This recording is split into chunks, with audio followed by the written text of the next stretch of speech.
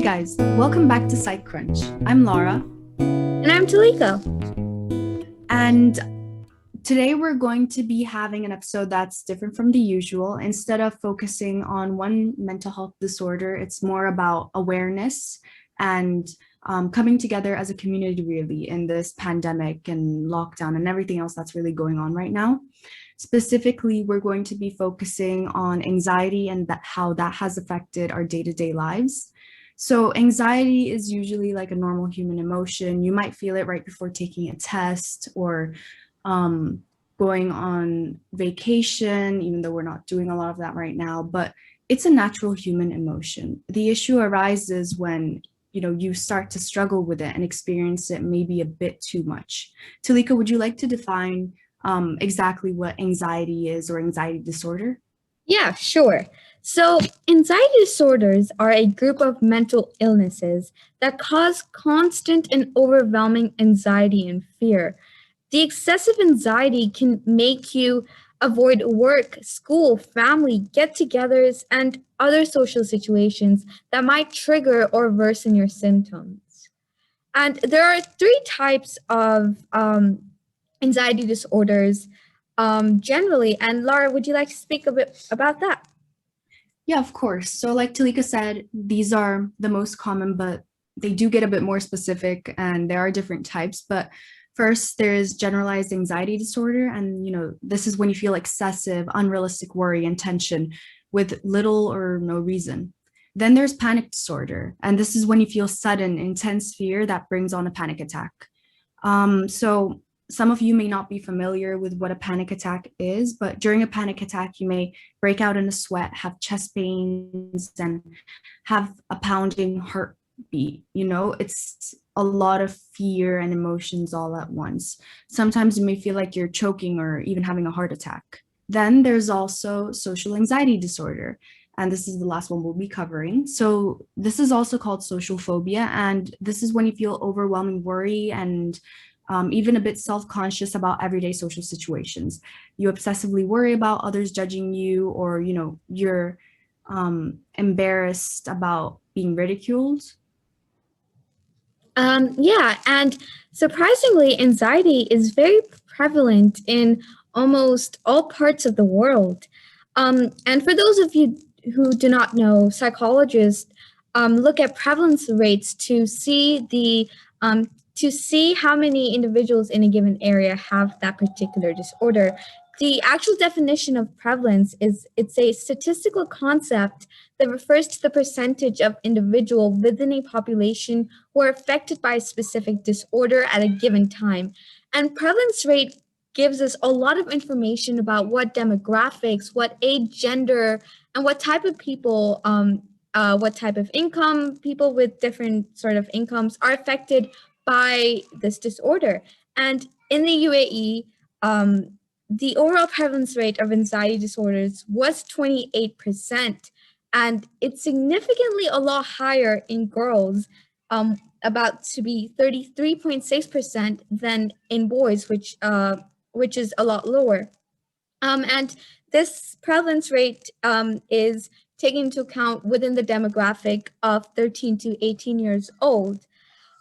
And you also see this pattern with a lot of with anxiety disorders and major depressive disorders, where you have where girls are generally more prone to getting depression than the boys. And we'll talk about this a little bit later when we talk about the etiologies and perhaps a reason why this is true.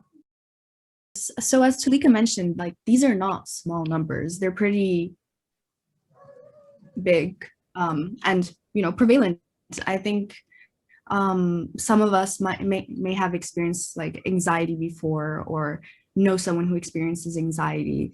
And it's also very clear that the symptoms change from person to person. So some of the symptoms may include like, panic, fear, uneasiness, sleep problems, shortness of breath. Some people even feel like physical displays of their symptoms, which is like, sweaty hands and Yeah. cold palms. It's just a huge range of symptoms that, is also, changes based on what type of anxiety disorder you're suffering from. And also, you know, each person experiences everything in their own way. So what we just said may not even apply to you, but you may still have anxiety. And also, one thing important to mention is like the statistics that Tulika just talked about, those are before the pandemic. And Correct. yes, sadly, there's no published studies. We're sure that there's studies going on, but like at the moment, there's no like published statistics about like how the pandemic has affected anxiety rates and Yeah. everything. But Yeah, and I'm pretty sure with online school, especially this demographic of 13 to 18 years old, are like the prevalence rates are going to change. And not even until the pandemic is over. There might even be after impacts of the pandemic on this generation. exactly. And a lot of these impacts are, we can't predict them. So that's why this makes it so much harder to get a number. Um, yeah. Yeah. And especially, you know, I feel like lockdown has had a huge effect, even though for some countries it was just temporary and not really long term. Still being in isolation from a long time away from social gatherings, which is still like going on right now, it Yeah. can't really help us with our confidence and might contribute to anxiety. Yeah. And this is the perfect opportunity to talk about the causes of of anxiety because in our previous videos we have covered the biological, the sociocultural, and the cognitive approach. And I think when we talk about etiologies, it's always a mixture of all three. And there are many differing perspectives, in fact, on the etiology of anxiety. And there are multiple factors that psychologists think are worthy to point out, such as genetic factors, environmental factors, and perhaps the child's mood. And they're thought to believe to contribute to the development of anxiety disorders. And there, there are a lot of specific risk factors, such as adverse family experiences. So that could be conflict between parents, death of a parent. It could be school stressors, such as bullying and you know, being in a new place and interacting with new students. That could also bring up anxiety and abuse. So whether that's emotional, physical, or sexual, and maternal substance abuse, and mental health in general. Yeah, exactly. And especially, you know, we all have to get used to this new environment. I'm sure a lot of us are getting paranoid about, you know, having our cameras on all the time, or you know, just being online is different, and that Yeah. in itself can cause a lot of anxiety. I But think the uncertainty that really, I guess uncertainty could be a really big risk factor, like specific to right now, because you know, as a IB senior, our exams recently got canceled, and we've been preparing for what, almost 2 years for these yeah, specific exams, and they get canceled all of a sudden. Although some people are happy, there's like a dichotomy in the student population, but it's the uncertainty before the final announcement was made that made a lot of teenagers, you know, have anxiety because of the uncertainty whether they should study or not. And it's just all exactly. of, exactly. So all of this uncertainty really has accumulated within our demographic. Yeah, that's completely correct. I agree with you so much, Tulika. It was a huge source of anxiety, and even people who are kind of like, whatever happens, happens. It's still something that we're not used to, and we kind of have to get used to that. We don't really have much choice in what's going to happen with this pandemic. Yeah. So one thing important to mention, I think, is the vulnerability model. And this model argues that there are more risk factors in the environment than protective factors. And one is likely to develop certain disorders because of this. So protective factors are factors that decrease the risk of anxiety. And this is usually pertaining to depression, but it can also be applied to anxiety because in this situation, they are very prevalent. So protective factors decrease the risk of such disorders in combination with particularly stressful life events. So protective factors can really be like family support, a good social network of people that you trust. And especially during the pandemic, I'd say stability is very important. Yeah. Then there are also vulnerability factors, and these factors increase the risk of anxiety in combination with particularly stressful life events. So these can be the negative impacts of the pandemic, the loss of stability, the uncertainty, online school, unemployment, and cancellation of many events. There's also provoking agents, and this can be the ongoing stress caused by school that sadly many of us seniors had to experience during this pandemic. Yeah, I think the sociocultural model is a very robust model, because I think right now, we can see the impact the environment can have on individuals, right? Um, and I think the prevalence rate of anxieties can definitely fluctuate because of the environmental factors. But I do think that it can also be explained by perhaps the cognitive etiology. And I would like to bring out Beck's theory because I think you could still apply it to anxiety. Yeah, Um, definitely. Right. And I think so. Beck's theory initially outlined how depression is rooted in a patient's negative self schema organized around themes of failure, inadequacy, loss, and worthlessness.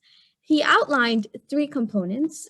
It was the negative triad, where you have negative views on the self, of the self, the world, and the future, dysfunctional belief, negative schemas, which are triggered by negative life events, and cognitive biases, which are referred to as irrational thinking. Um, and these negative schemas are essentially developed because of family problems or social rejection by peers. But again, this could also develop due to this pandemic, um, and the and the environmental stressors that are in the environment. And once these schemas, which are cognitive structures, when they develop, they can be activated in people whenever there's a situation in which resembles in any way the situation in which the schema was originally created. So overall, Beck's theory essentially states that some of these disorders are due to a person's negative self schema. Um, and because of that, they are more prone to develop disorders such as anxiety. And yeah, there's also one other theory called the biological. Do you want to add on to that?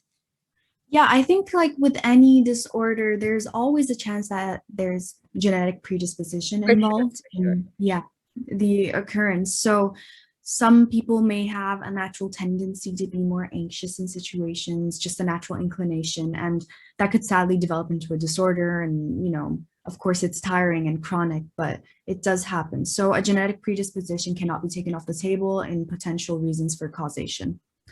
But Yeah.